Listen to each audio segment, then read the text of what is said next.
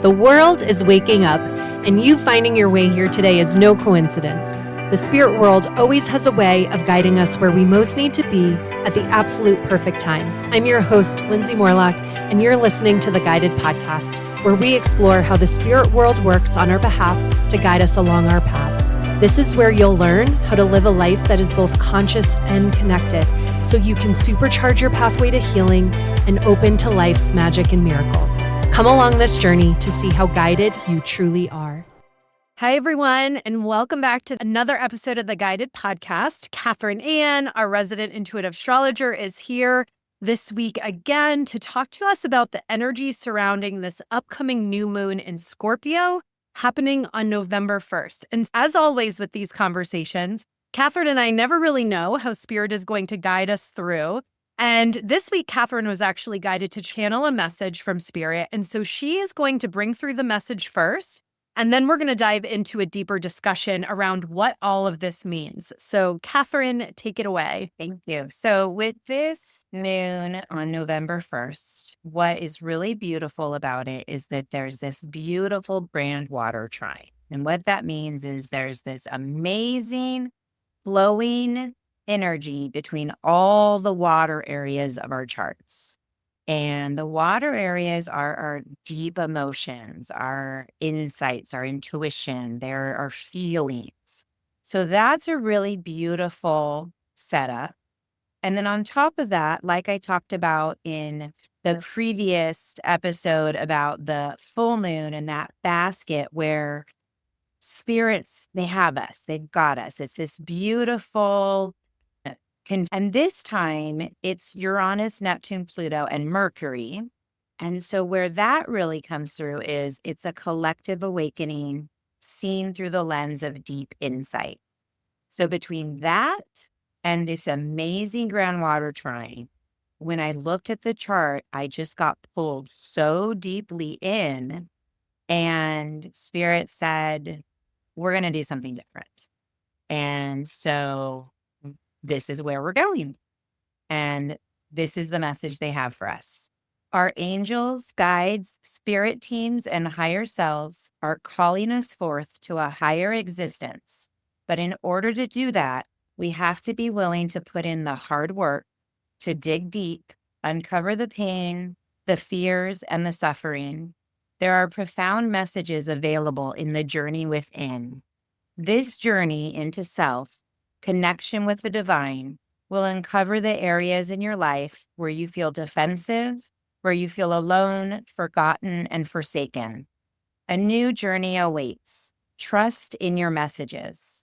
This is a quest of the heart. Take your full cup with you and trust that you are being carried forth intentionally, deliberately towards the light. This message is so powerful. And as you were reading this, there's a couple of things that I immediately flashed to that I feel like align perfectly with this trine, which is we cannot heal anything we are not willing to feel. And when I think about water, right, what does water do? It takes the shape of its container. And so if we do not create the container in a healthy way to allow these emotions to be expressed, we spill all over the place, right? And then we think we're too emotional or too sensitive, and we think there's something wrong with us. But there is a way that we can hold ourselves in a safe container, hold space for our emotions, right? Our divine masculine energy actually would help us to create this safe container for the feminine to express, for the feminine to dive deep. And so as you're saying all of this, what really strikes me is, first of all, I think it goes without saying that doing this work is not for sissies, because more people would be doing it if it was easy. It's not easy to uncover your pain. It's not easy to look within and look at all of these wounds and these areas of ourselves and our lives that need more love and need more healing. And so I do feel, though, this mass awakening happening on the planet. I'm seeing evidence of people awaken that I never really expected to see the light in some insane ways. It's actually really cool to watch. people change and grow and unfold. But I also feel this added push from spirit intuitively to awaken even more. But the way to help humanity and the way for us to help the world is by going within and getting in touch with our own feelings, allowing our own heart to feel heard and understood and acknowledged. And in order to do that, we have to find a safe space within ourselves to be able to sit with the discomfort of whatever pain needs and wants to be expressed. Absolutely. I think that one of the things that we've learned as we're growing in our ability to process our feelings and connect with spirit and receive guidance is that one, you have to make the space for it. Two, you have to show up like willingly. Whatever you need to see, whatever you need to feel, you have to show up for it and be there. And the other part I think that's so important about this is to have compassion for ourselves as we go through the process, because it's not the reason that these things are so deep within is because we didn't want to see them and deal with them in the first place, or we didn't have the tools to do so. Right. And so now going in and unearthing past fears or past triggers, it's not always comfortable. And being compassionate with ourselves as we go through the process, but also holding ourselves accountable. That doesn't mean that we say, this is too hard. It's okay. Never mind. It's, I know this is hard, but it's okay to feel it. And one of the things that it keeps going through my head is that things come to the light to be released. We cannot release if we can't see them. And so that's why going within and pulling up whatever it is that is coming up to be seen then allows us to move through it and release it and no longer carry it as a burden. Yeah. And I feel like one of the things that you're speaking to is where and how do we take responsibility for what needs to be healed within ourselves? Spirit always talks about the definition of responsibility being to respond with ability, which is part of the reason our tools are so helpful, because that allows us to respond with ability, right? We can use our tools to help us hold ourselves in compassion. We can use tools to help relieve our own suffering, but we also have to be willing to see certain things, right? Like part of this journey, and I think part of how we become more conscious is we need to be willing to see the truth of a situation. We need to be willing to see how we show up in the equation of how our wounds are playing out. We need to be willing to see our role and how it's contributing to how we are attracting or why we are attracting certain situations into our life, right? Our wounding is never our fault, but it is absolutely our responsibility to heal it. And so I think one of the things that can be so scary is that sometimes when we feel really emotional about a topic and it wasn't safe for us to have emotions, it wasn't safe for us to feel for whatever reasons as kids, or maybe you were someone who was told you were too sensitive and you had to suppress it, or your feelings were minimized or denied. We carry that with us into adulthood.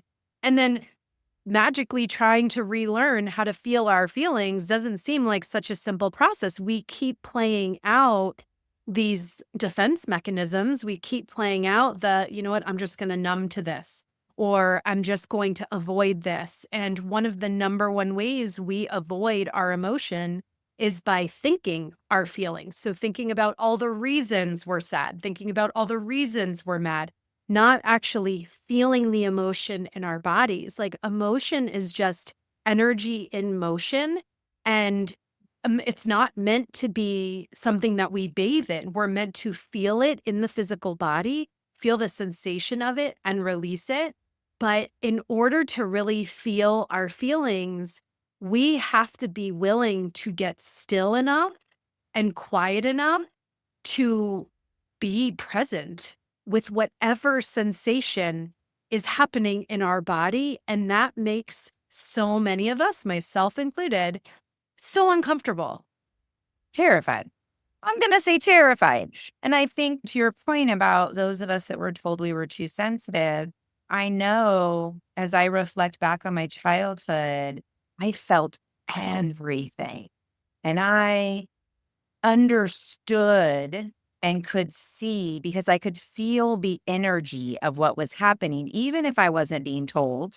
I could feel what was happening. I could feel the tension. I could feel the discomfort. I could feel the whatever and didn't know what to do with it. And so I was very moody as a kid, and I was told I was moody, and that wasn't a good thing. But I think that that's when, as when you're children and you just get swayed around because you don't know how to deal with everything, you develop coping mechanisms.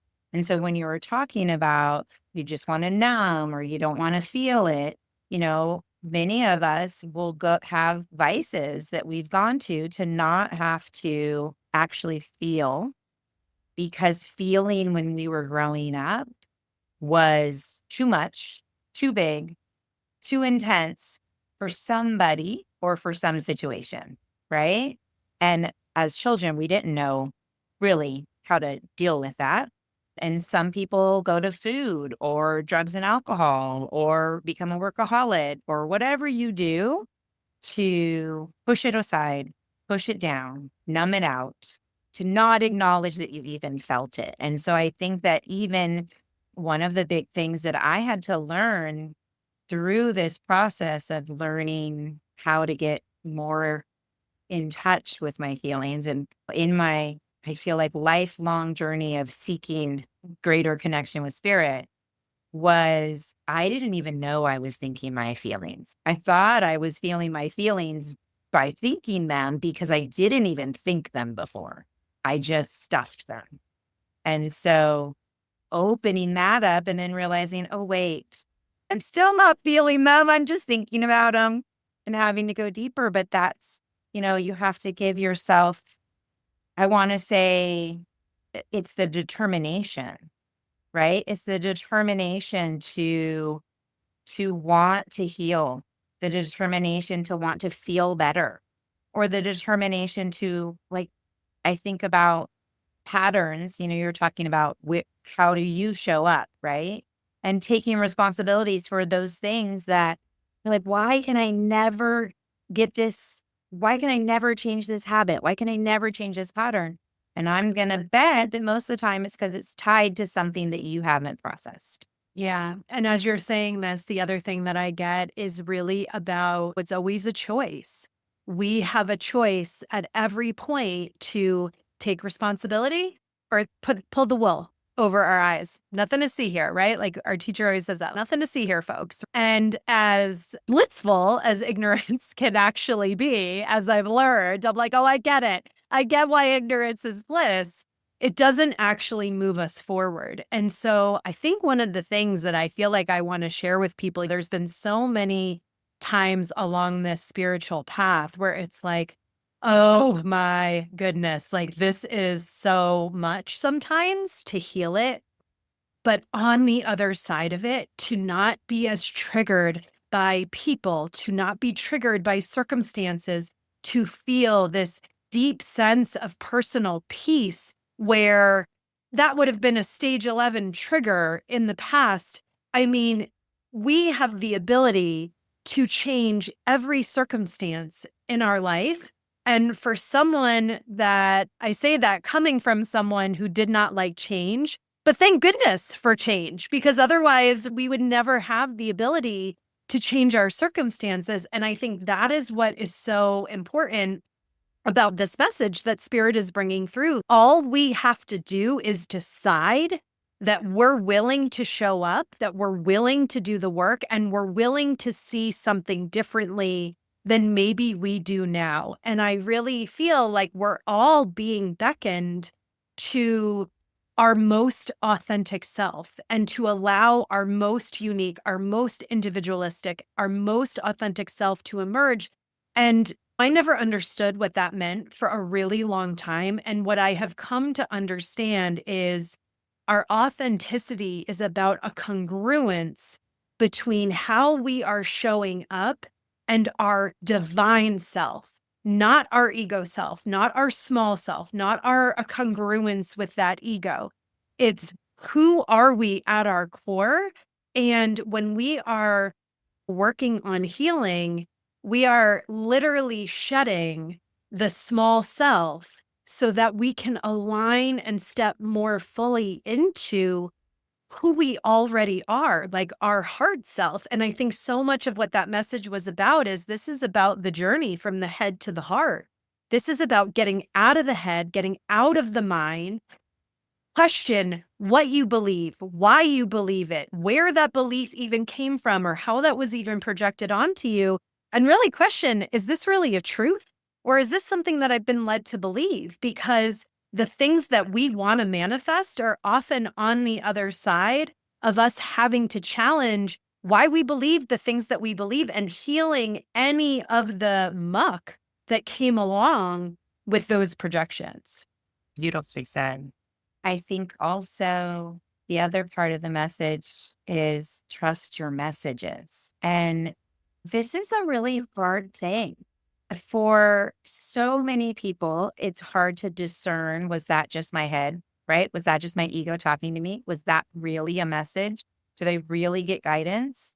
And part of the way you build that stronger trust in your messages is by doing the work, diving in, processing everything, coming into more of your authentic self with your divine light, because then you're closer to understanding the difference because you've basically wrestled with the difference. You've grappled with the fears or the ego negative self-talk. And so then when something drops in from spirit, you go, oh, that I can feel it in my body. That was a message from spirit.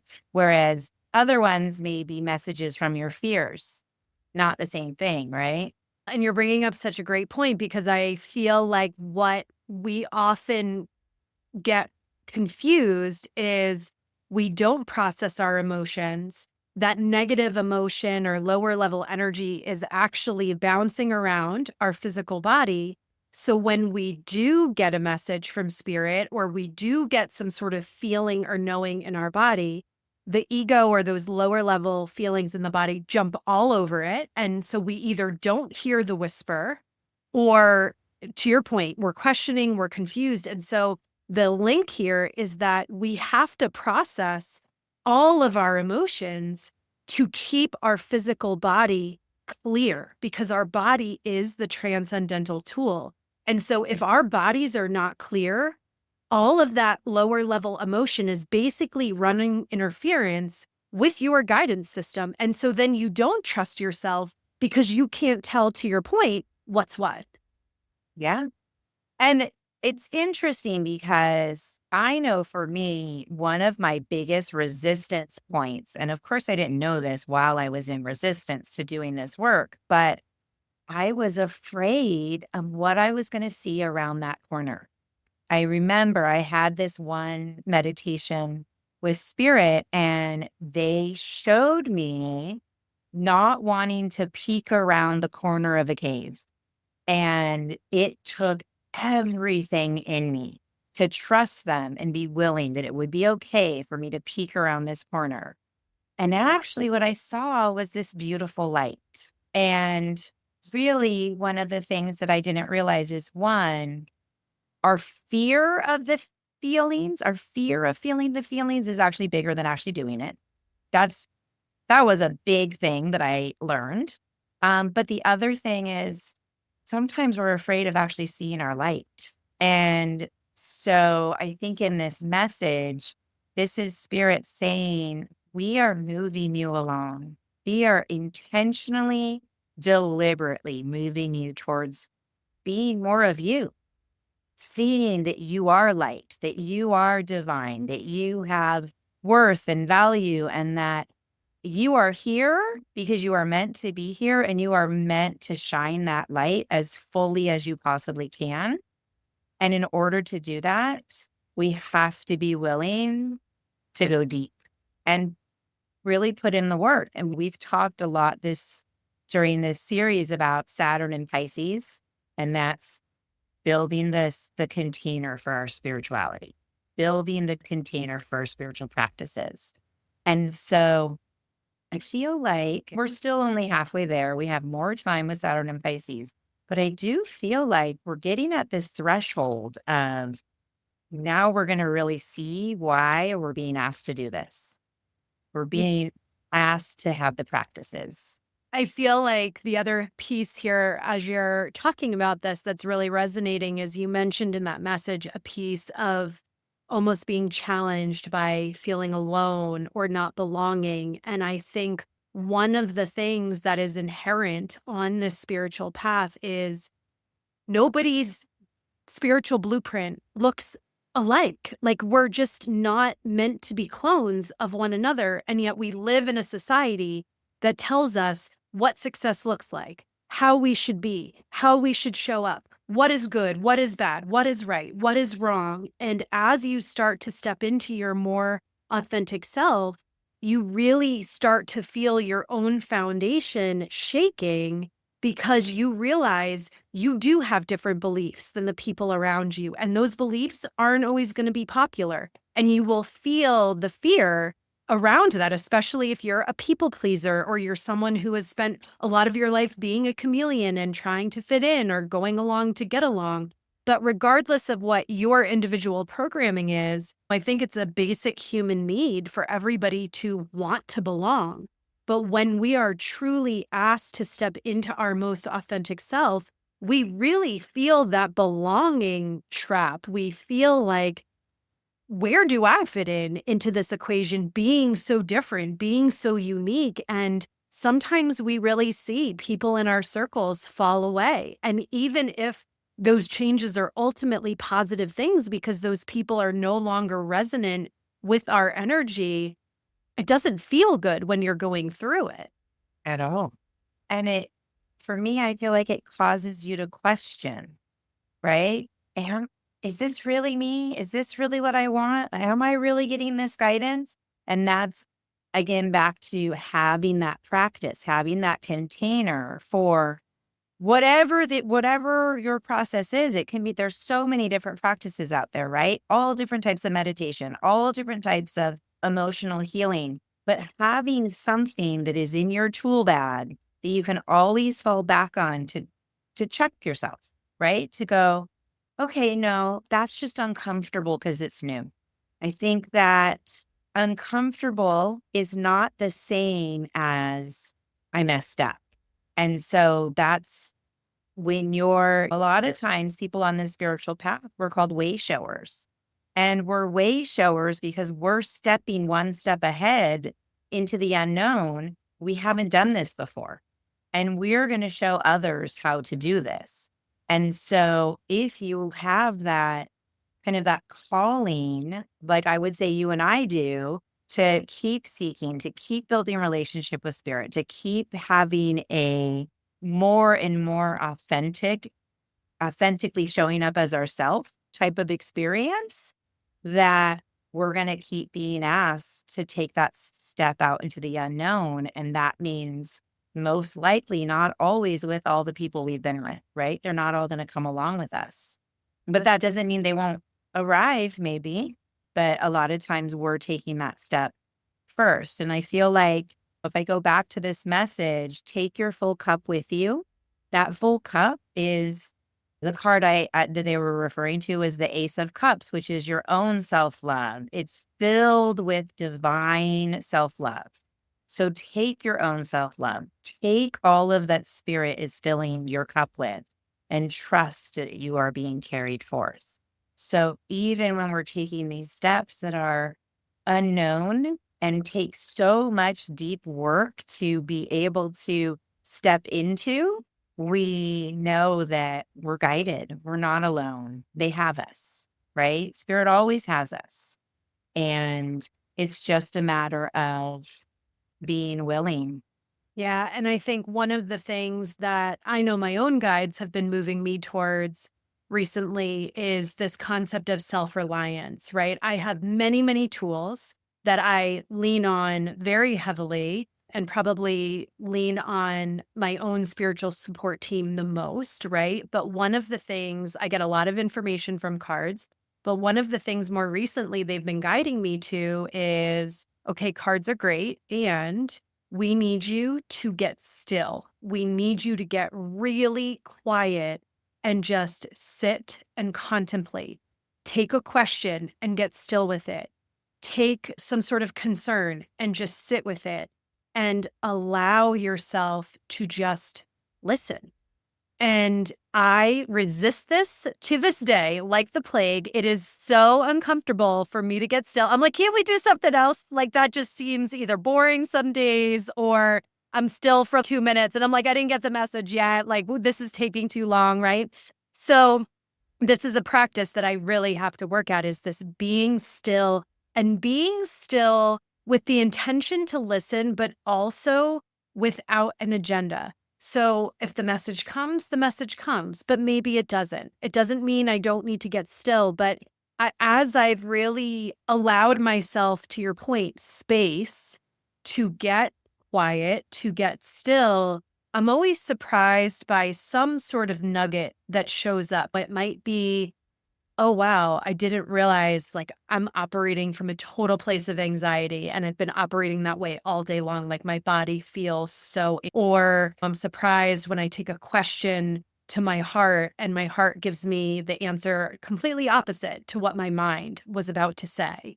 And I think that's the piece of this. The self-reliance is heart-based. It's about coming back to this place within ourselves where we're learning how to nurture and support and love and care for ourselves. And I know for me, like so many people, we want to outsource that, right? We want to call a friend and have our friend nurture us and support us and tell us why it's all going to be okay. And that's a beautiful thing to have that level of support from other people. And spirit is also beckoning us, I feel, to meet our own emotional dependency needs because we always are with ourselves. So, what a superpower to be able to really go within, be with ourselves, nurture, support, love on ourselves, and great icing on the cake to have that from other people as well. But I think we're really learning how to we have more love and compassion within ourselves for ourselves. And that in and of itself is self-reliance. Well, it's making me think of that phrase, no matter where you go, there you are, right? You are always there. It's so interesting that you talked about that you've been asked to sit more because we didn't talk about this before, but I have too. And I have my whole list of guided meditations and I have mantra meditate. I mean, I've been doing this for a long time. I have a whole bunch of tools in my toolbox that I pull out. But I always ask spirit, where do we want to go today? Right. And lately they've been asking me just to sit. And it's hard. And one of the things that I realized was so sit and listen doesn't mean sit and make your mind go blank. Because I have the tendency to have a lot of negative self talk about not being able to get my monkey mind to stop talking. And what I realized is it's not about going blank, it's about redirecting. So I'm sitting, I'm listening, and then I'm thinking about the laundry, and then I redirect. So the spirit's not asking for perfection, and we are human, right? We're not asking for people to figure out how to go into blank mind meditation. I know some people can do this. I've never been able to do it. And I've learned that that's okay. I can still sit and listen and be with myself and be with spirit and get benefit from that. And there is a speaker, his name is Kyle Cease, and he talks about this all the time about how he will just give himself an hour a day to just sit and be with himself, and how it completely changed his life. Just sitting and being with himself. Because in that time, you get to hear yourself. You get to hear your body. You get to hear your monkey mind. You get to hear spirit. You get to hear it all, right? If you just give yourself the space. And I do have to say, I feel like that concept of sitting for an hour feels very like luxurious and privileged. Not everybody has the space, and that's okay. 5 minutes, right? Just making that commitment to listen, to sit and listen and give yourself that moment is a reminder to yourself that you care. Yeah. And I think so much of the benefit for me for meditation to layer on to what you're saying is just noticing how the monkey mind infiltrates is also a reminder to me of like, this is what your ego's noodling on. So getting curious about that, like, why does my mind keep fixating on this conversation I had with someone? Or why does it keep worrying about this same thing over and over again? Or why does, like, when we start to notice the recurring thoughts that we're having, it also is feedback. It's information about there's a reason why your mind is noodling on this. There's something underneath it, and it can help us to get really curious about what spirit's trying to show you. What is coming up for healing that we keep having these recurring thoughts? And that works whether it's positive or negative, right? Like, why do I keep hearing this thought over and over again about writing a book? Why do I keep hearing this thought over and over again about how much I'm worrying about this upcoming conversation I'm having with someone, right? Like, it's all directional, and it helps us move us in the direction of what our soul is most calling for us to heal. And so I think in light of this new moon and seed planting time, it's such a beautiful intention to be, in a way, as simple as, can I set the intention to be a little bit more still? Can I give myself a little bit more time to show up and just be with my heart in that moment? I think that the energy in the sky is divinely set up for that. You know, our theme from spirit, even before they gave me that message, even before I started looking at the chart, they said to me, the theme for this moon is be still and listen. And so that kind of sums it all up, right? That the energy in the sky is asking us to go deep with ourselves and listen to ourselves.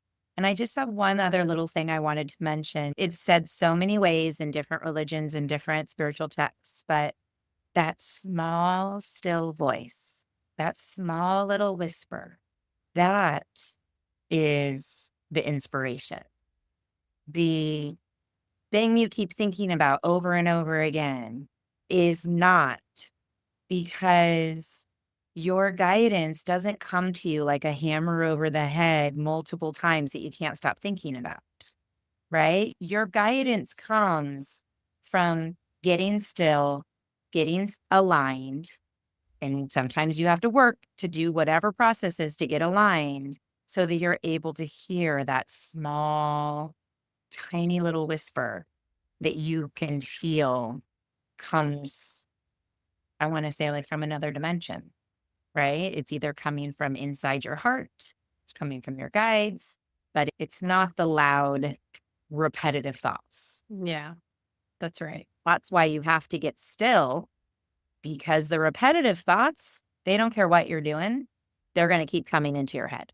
But So that's a really good discernment. Yeah. that's going to come from being still.